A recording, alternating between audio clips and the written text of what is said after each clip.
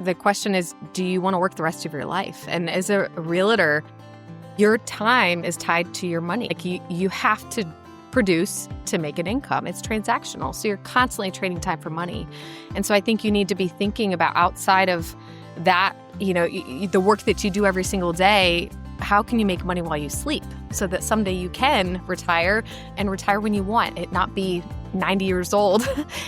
Our time is precious. It's our most valuable asset. So how do we use it to the best of our ability? I think especially as believers, we're thinking about how do we make lasting impact? Do we have an off-ramp? That is the question that we tackled today with Rebekah Taylor.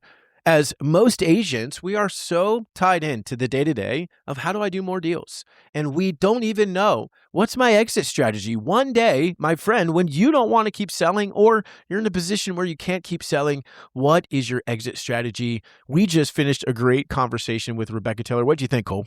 Yeah, that was awesome. As we were thinking about how do we be good stewards? Should we invest? If so, how? What questions should we be asking? Hard money.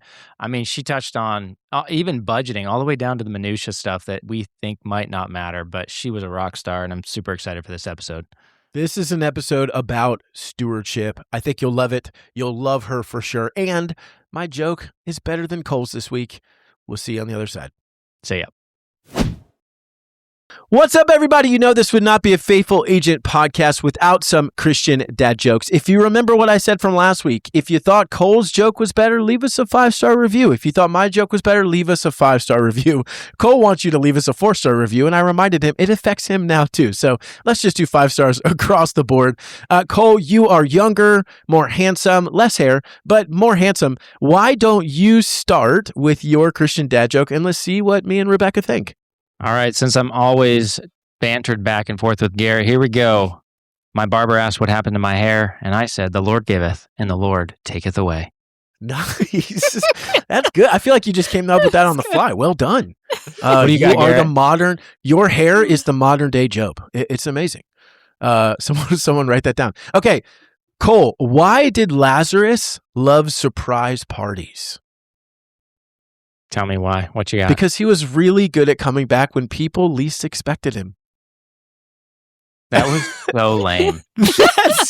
Your jokes need to actually start becoming good. Rebekah is laughing out of pity, not out of humor. Which I appreciate. For those of you who know, my assistant Shaylee does all the editing. Shaylee, just grab that laugh track and always, right? Rebekah laughing always behind every joke forever for the next 300 episodes. For real though, we're excited and my joke was better. Leave me a 5-star review if mine was better. Leave Cole a 4.5-star review if his was better. But today we are genuinely excited. We're joined by Rebekah Taylor. She and I met through a mutual group, coaching community. We're part of Brand Builders Group, which we love.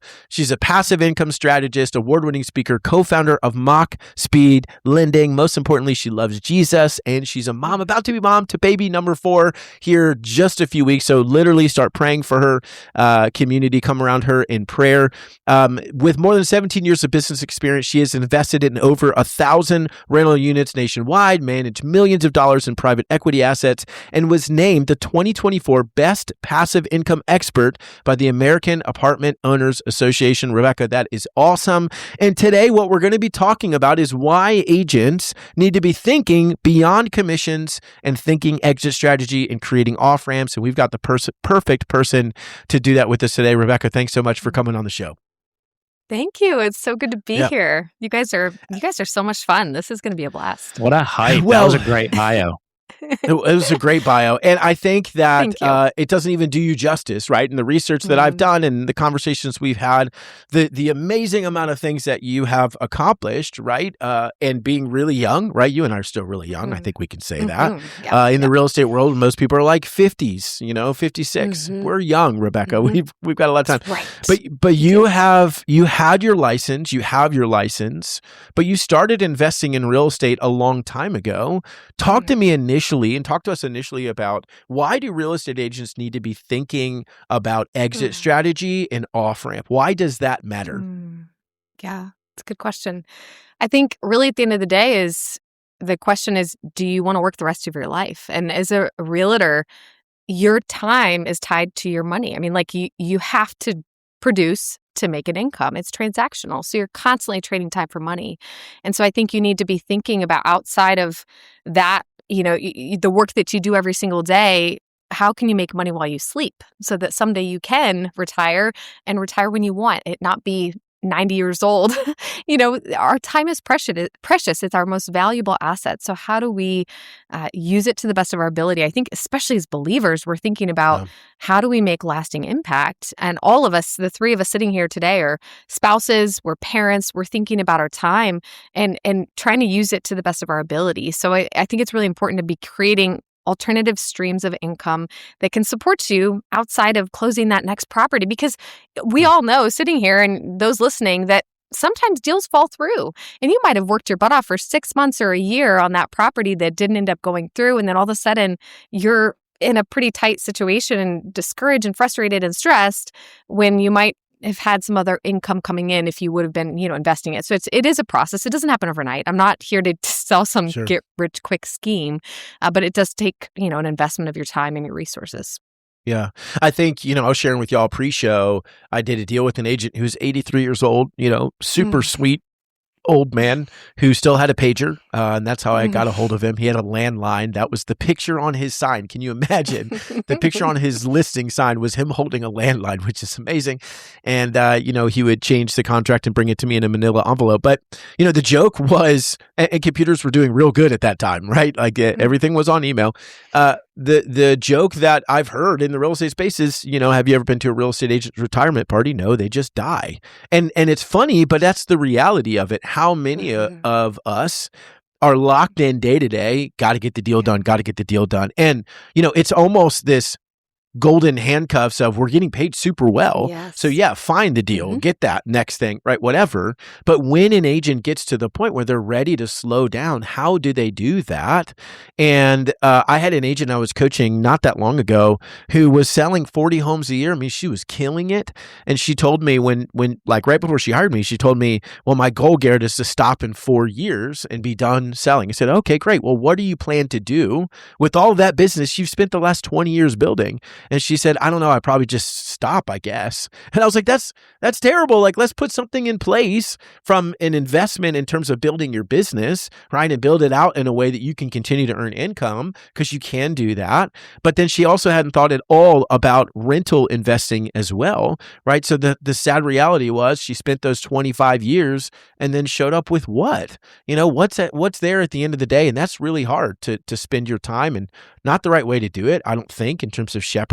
So for the agent that's listening, Rebekah, just start here, is so many agents are saying, well, that's great, but how do I invest, right? I'm just not generating enough income. And we are so caught up in our day-to-day. Like, how do I do another thing?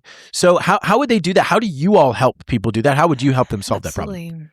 Yeah. I mean, there's certainly more active ways, like, going out and buying a rental property. We started with house hacking. So back in 2012, we were listening to Bigger Pockets. It's a real estate investment podcast. Sure. And, my dad had been investing in real estate since 2004. So we saw him grow. He'd actually been a pastor for almost 30 years. And he not suddenly, it was a process, but grew his wealth through real estate and buying up rental properties. But it was a process. It was time. It was still a lot of work.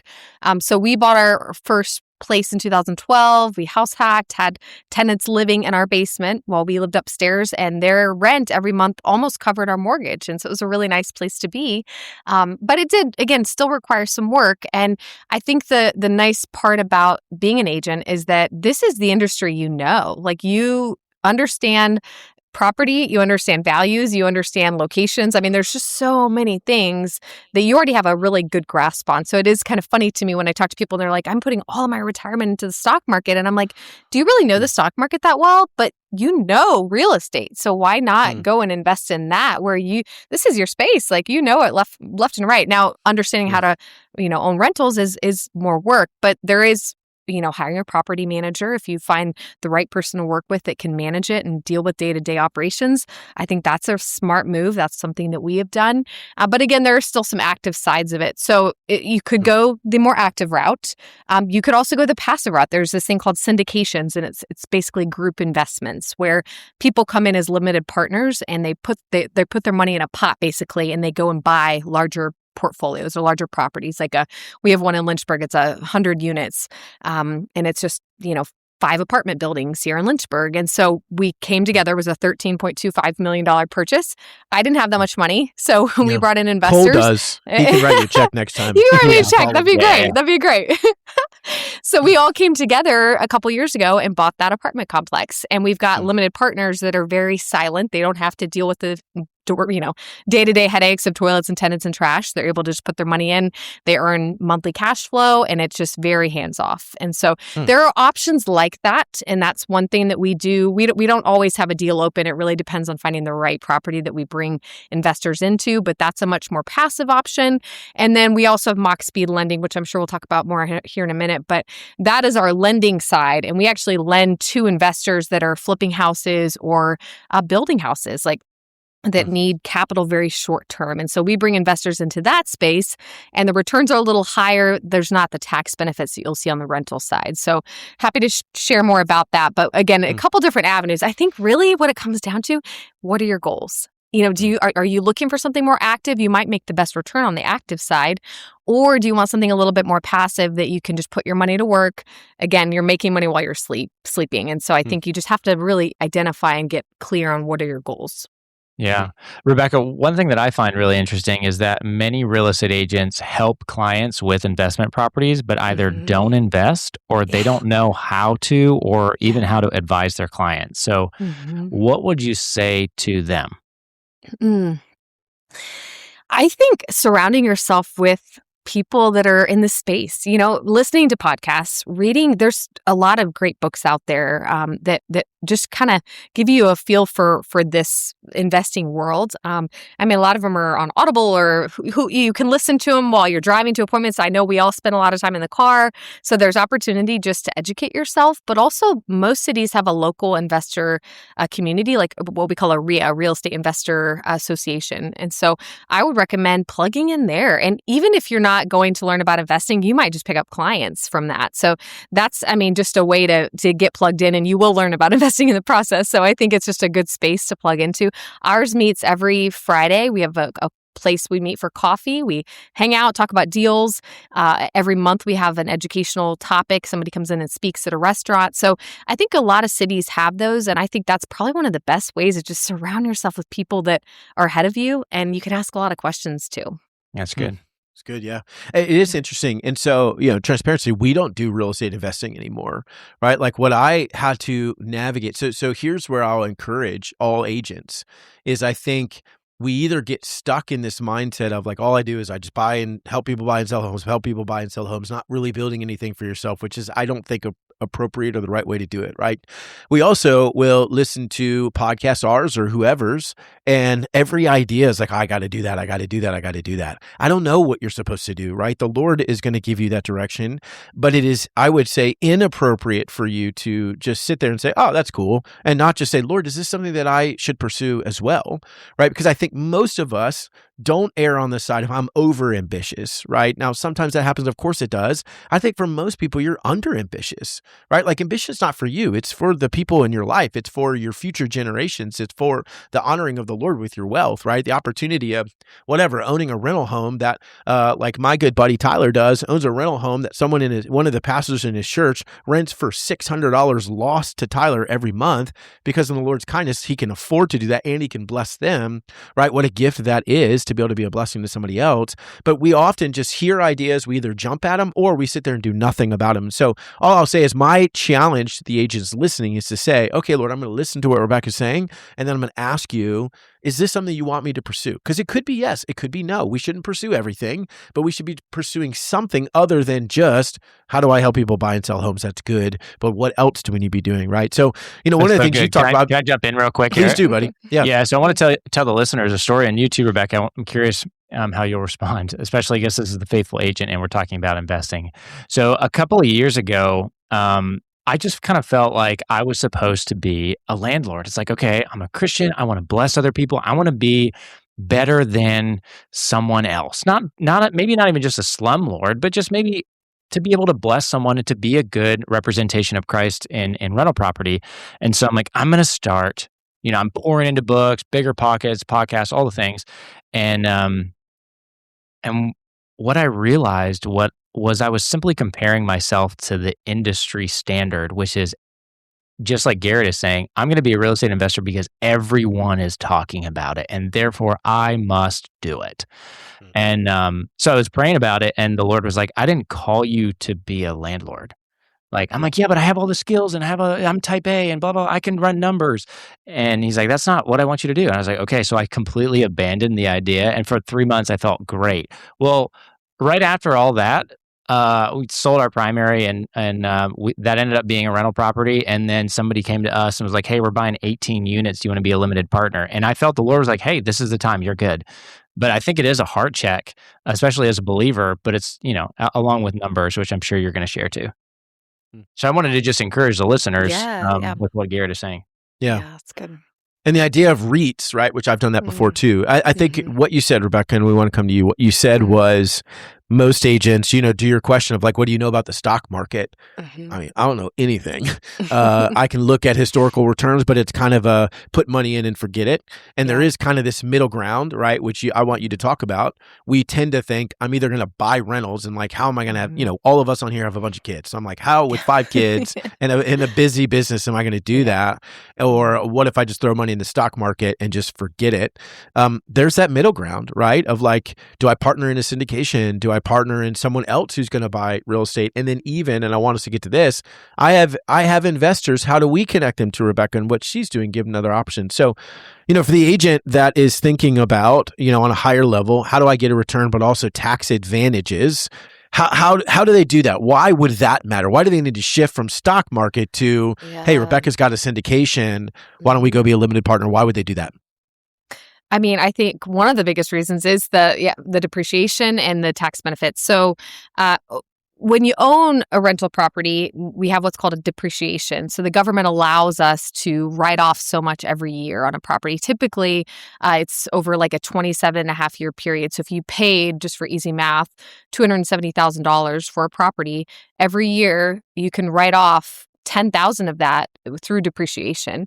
And I'm no CPA. Please realize, do your own homework. Talk to your CPA. Talk to your attorney. Sure. Yeah, talk to your tax person. Please do not take this as the word. But there are some incredible benefits I've experienced. I mean, we have been able to save so much in taxes. It's been incredible. Every time I get my taxes back, I want to hug my CPA and not punch her, which is pretty good. I don't have to have this massive tax bill. I get a refund a lot. So, but there's this thing also called bonus depreciation. So you're able to actually pull depreciation forward and take a larger lump sum if you plan to hold the property long term. So that is another option where, you may have a good sized property that you're able to pull forward instead of $10,000. Maybe there's a $50,000 loss, paper loss. It's not actual loss, but a paper loss that you're able to pull forward.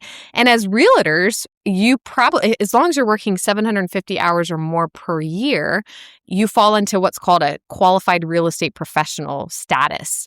And that's something that you want to talk to your CPA about. They will have to set that, you'll have to claim that.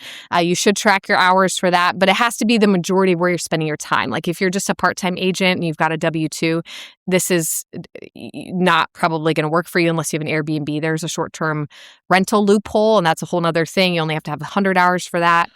But there's just some incredible benefits to where if you have rental properties and you are a realtor, you're a qualified real estate professional, you can have some massive write-offs, which will go against your earnings as a realtor. So, I mean, I have friends that literally do not pay taxes, and they're making hundreds of thousands of dollars a year as agents because of those rentals.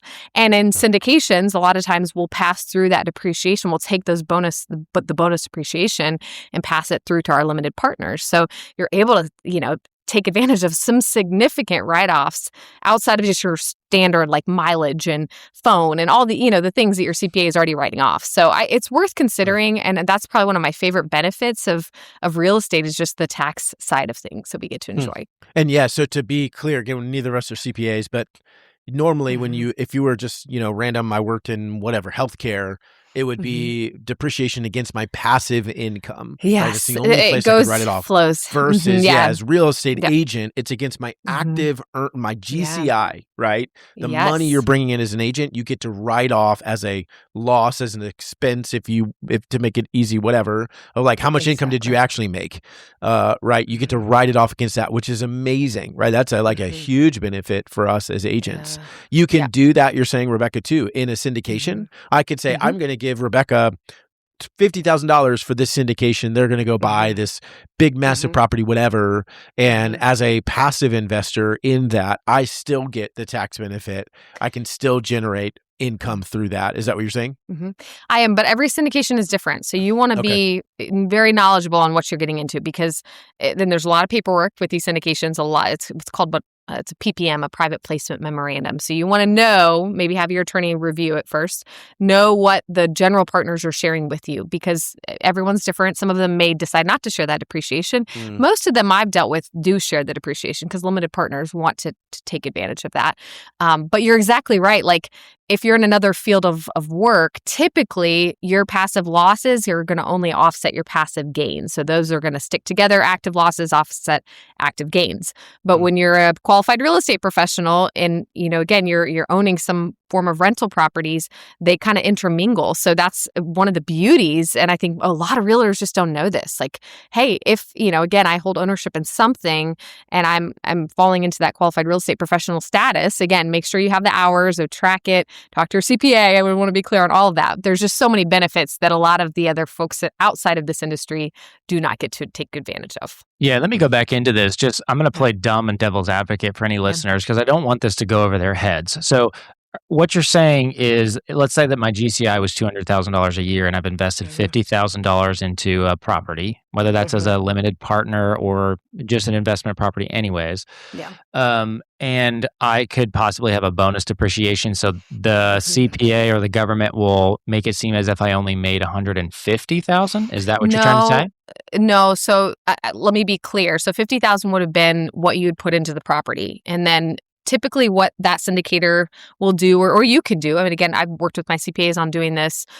We do it's called a cost segregation study. So we'll go in and they'll look at the property itself and determine what can we depreciate earlier. Because again, every building, and the way the government does it is every building typically they'll depreciate, or type of real estate they'll depreciate, and every land or like a gas station or a car wash, it all has different schedules for the depreciation. But with the bonus depreciation, if you hire a professional, if it's a larger property, probably going to hire somebody to come in and do it. They're going to look at all the components and figure out what can we pull forward and depreciate earlier.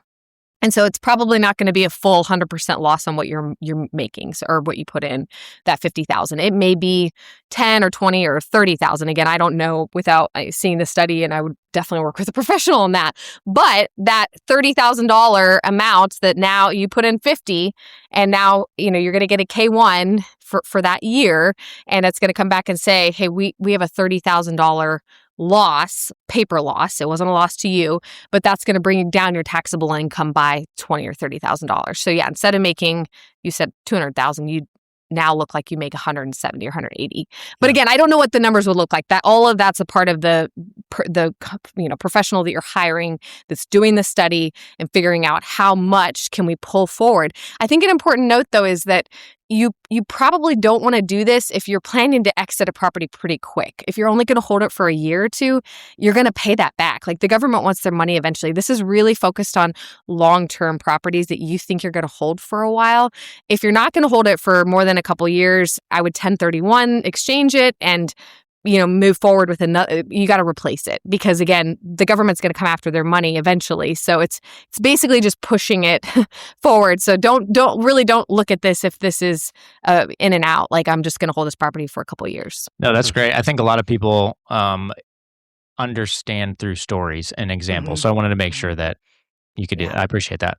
Yeah. It's good. I think it's the beauty of, exactly what you said. As a real estate agent, we can take advantage of this going against what I actually created for income for myself, right? Is here's my loss, quote unquote. So I'm part of a car wash syndication, right? Exactly like you said. Why? Because I wanted the passive income, but also this gets written off, right? Everything I've earned. Now it's not real estate. I mean, it is sort of, right? But anyways, everything I earn from that car wash syndication looks like I made nothing according to the government, what they're going to tax me on, because I have depreciation, right? So it's an amazing opportunity playing the tax game. Not that I'm an expert, right, by any means, but it's like, just figure out the game the government wants you to play. They show you how to not pay taxes. I mean, effectively, they show you how to not pay taxes. You just got to know the game and play the game.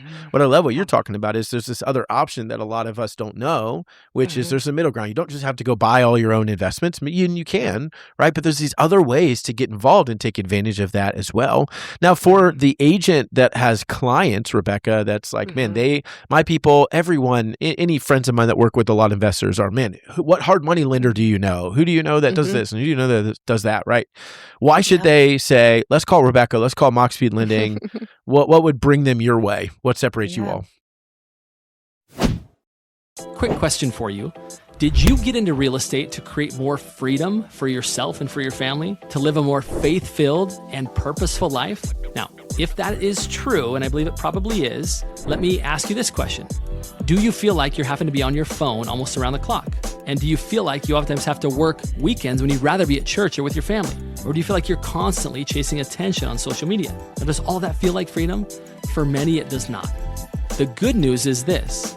The Homeowner Concierge is a simple platform that scales your referral relationships. It's not just dependent upon the relationships that you have, but the referral relationships that your preferred vendors have. Now, if you're interested again in having more referrals, so much that you don't have to live in scarcity, you can live in abundance, and you can have that freedom that you desired, I want you to go to proinsight.com/faithful. Like the Faithful Agent podcast. Again, it's proinsight.com/faithful. You're going to watch a quick video there. If what you see there resonates, you're going to schedule some time together, and I'll walk you through how we're helping real estate agents to, again, scale their referral relationships and finally get the freedom that you desire.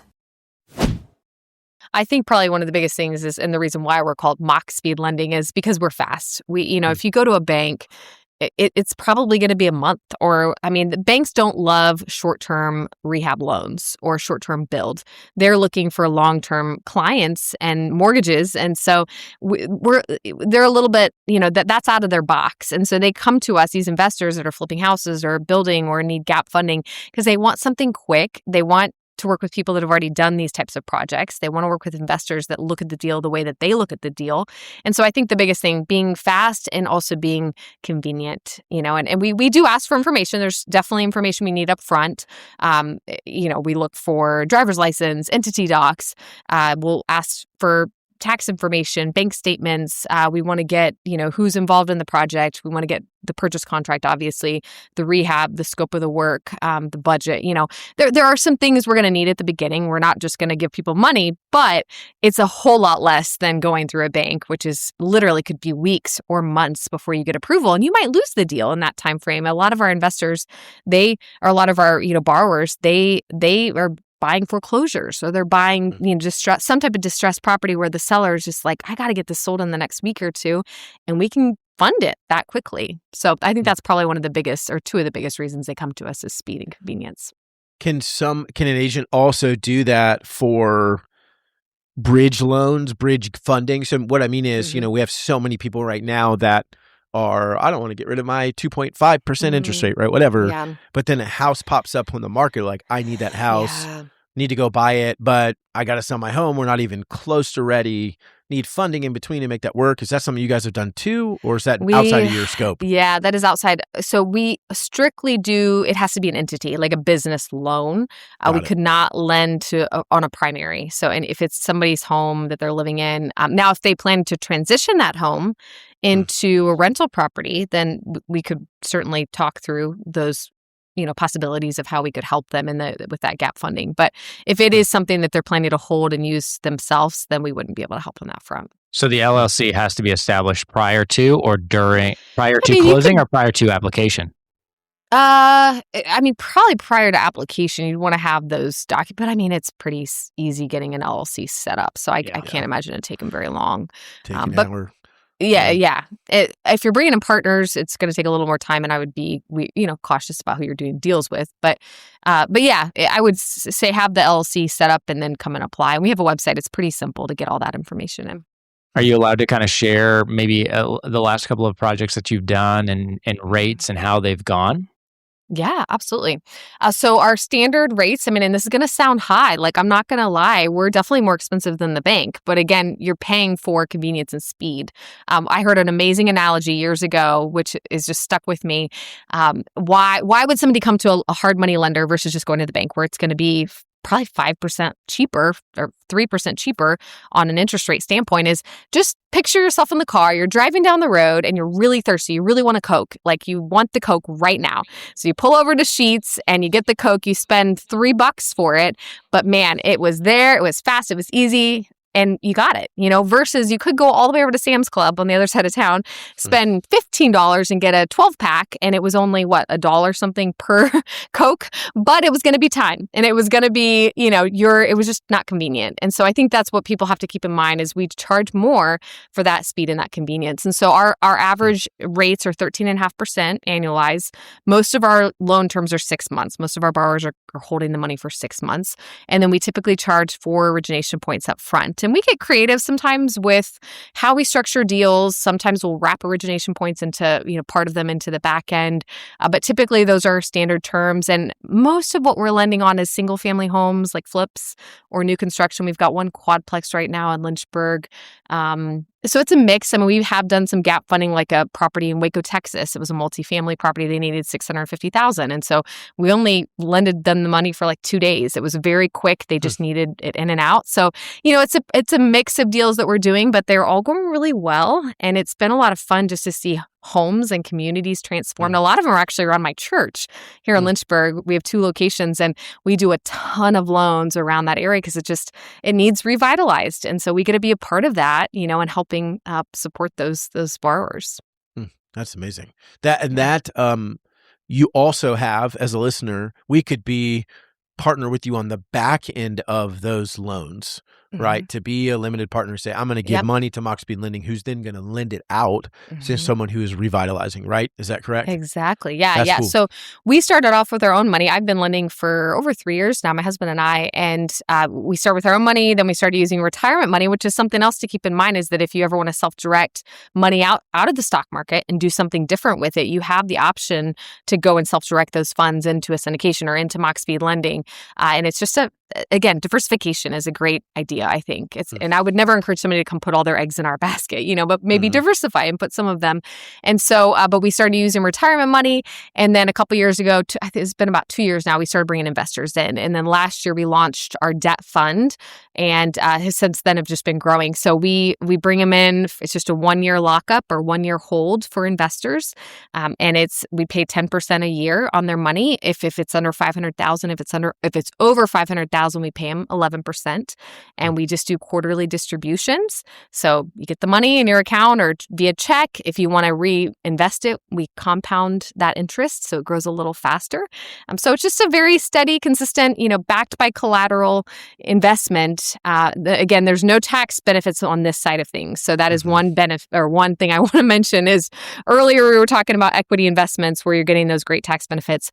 Now we're talking about the debt investments where you won't see those. So I think they play nicely. I think if you do both, they can be a really great, kind of have a great marriage there. But the returns are higher, I think, on the debt side with what we're doing at MachSpeed Lending than you might find with some of the syndications out there. So Rebekah, you mentioned something called self-directing. And to the listener, if you don't know, you can, what's called an SD IRA or a self-directed IRA. And it's basically, you have a special piggy bank for the IRA. And instead of putting that in stocks or bonds or mutual funds or something like that, you're just transitioning that from that over to a physical something, which is real estate. So a lot of people don't know that exists. It's relatively easy to do.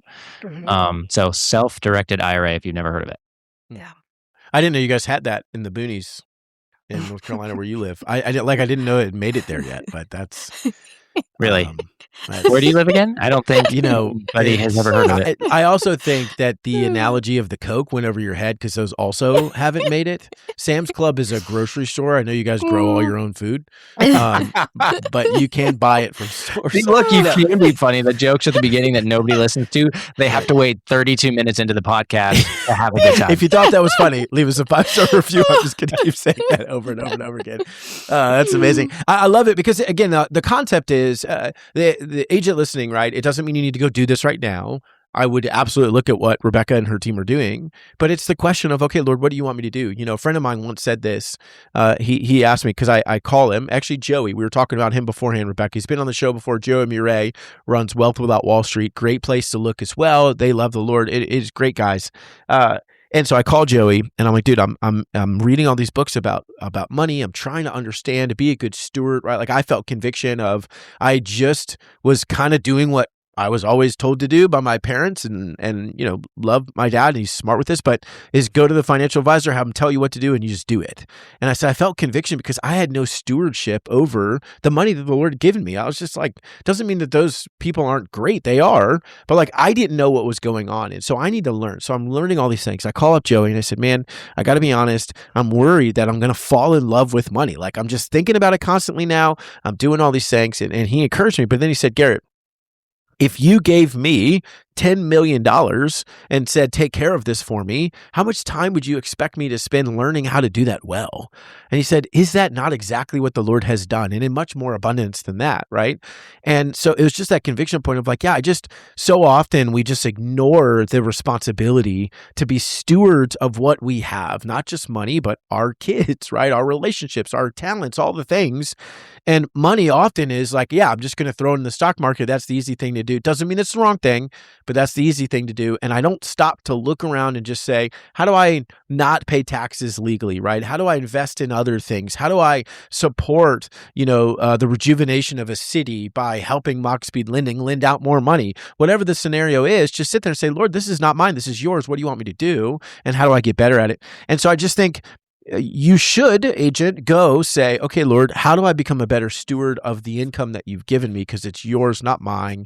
And then what do you want me to do, right? Is it MachSpeed Lending? Is it buying properties yourself? Is it, who knows what it could be, right? To your point earlier, Cole. But I do think that as an industry, we get stuck in, well, the commission checks are so big. Well, I can make $10,000 selling this house. So why would I worry at all about, buying that home? And it's because 30 years from now, when you don't want to have to work forever, you don't have an exit strategy. Or it's next year when your kids are now a year older, and all of us, right? Like how many more years? We have 13 kids, between the almost born and the actual born among us on this podcast. That's a lot of children that need our attention and time and focus, especially right now. It's the most, attention needy season of our lives, I think. And now I have Cole who, anyways, he needs a lot of attention, and so does that hair. And so the reality is, though, is we need a way to have freedom. Agent, when you all know my story. My mom sick and is on her deathbed, right? And I want to spend time with her. And then my dad, after she passes, do you have the space to sit there and be present? Because those moments have come or will come in your life. Or is your business so dependent on you showing up and grinding it every day? Because if it is, that's dangerous. So what can you be doing? And this could be one of the things. So, that's just my challenge to them. Rebekah, you take us out, right? What do they need to be thinking about? What would be the last piece of advice you'd have? And then we want to know how they connect with you and find you. Yeah. I would encourage your listeners to start.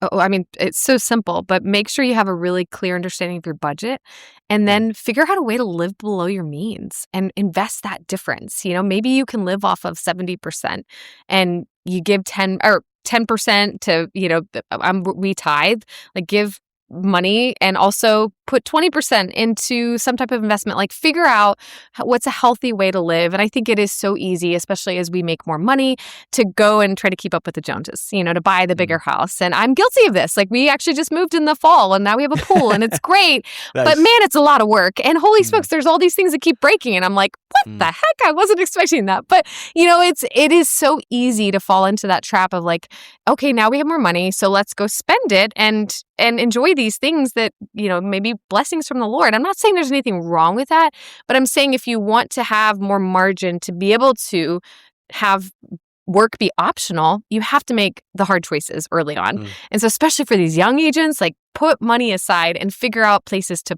make your money work harder than you are and make it work while you're sleeping. And so again, that's a clear understanding of your budget. It's making some sacrifices and then making the choices to put the money into the investments. And a lot of times I think people get analysis paralysis because there are so many options out there, but have conversations. I'd love to connect with your listeners. If you'd like to meet, let's chat for 20 or 30 minutes over Zoom. Let me understand what you're looking for, your goals. I think that's the other really important piece is what are you after at the end of the day? How long do you want to keep working? What does retirement look like? And then back into it, how much money do you need to sustain your lifestyle? And obviously there's inflation. There's a lot of things that happen over the years. And so you have to think ahead of how do I eventually replace this income with passive income so that I'm not dependent on my active income and working until I'm 83, like that man that you talked about. None of us want to do that. Like I love being an agent. It's a lot of fun, but man, I feel like I always get the calls during my kid's birthday party, the client that wants to see the house right now or on vacation and you feel bad saying no and you don't want to pass that person off. But, again, if you can build your teams, and I know you guys talk a lot about that here, which is awesome, but also build your income so that you're not feeling bad saying no. It's okay if you have to pass that client off to somebody else. And again, still earning income from it through EXP or whatever brokerage you're with. I mean, I think there's just so many ways to plan out your future, but you just got to get clear on your goals. And I think a lot of people miss that part of it and they don't go hard after them either.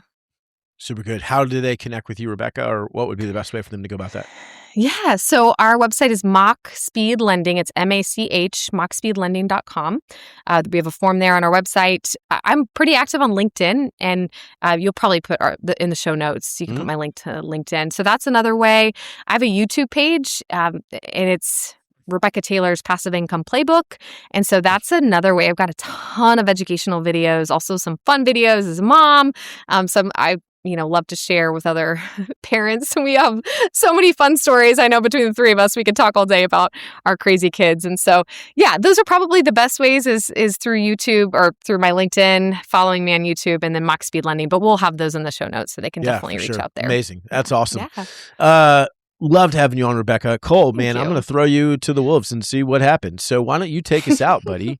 It's your second time, so you know what to do by now, right? What? How do you normally exit this? Because whatever you want to do. Can I pray? Sure. Okay.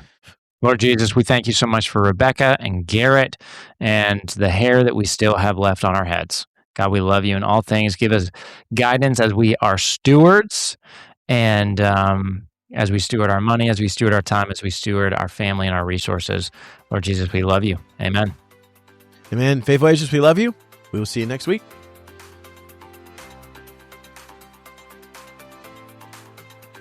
Hey, Christian agent, I hope you enjoyed today's episode. If it resonated, would you take 30 seconds and share it with another agent who's also trying to grow their business without losing their faith, family, or peace? That's how this message spreads. And if you haven't yet, hit that subscribe button so you don't miss future episodes. I release new ones each Thursday to help you build success that actually lasts. It genuinely fires me up knowing this podcast is helping you pursue excellence to the glory of God, both at work and at home. I'll meet you back here next week for another episode of The Faithful Agent.